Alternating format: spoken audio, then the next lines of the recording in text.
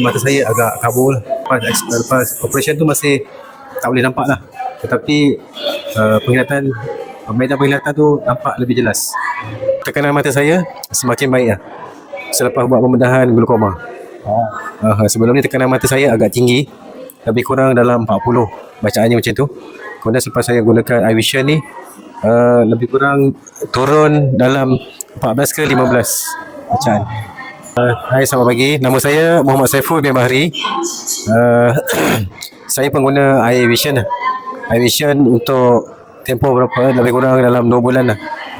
3 bulan 3 bulan.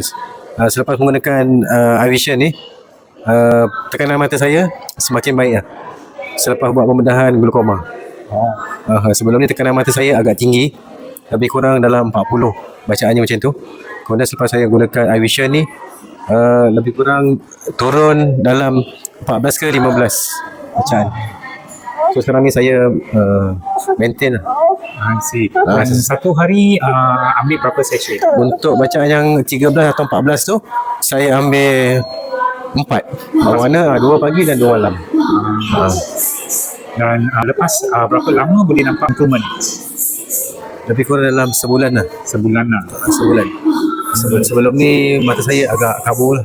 Tapi selepas saya menggunakan eye vision ni, menjadi lebih baik. Penglihatan tu menjadi lebih, medan penglihatan tu menjadi lebih besar. So lepas operation tu masih tak boleh nampak lah. Tetapi penglihatan, medan penglihatan tu nampak lebih jelas.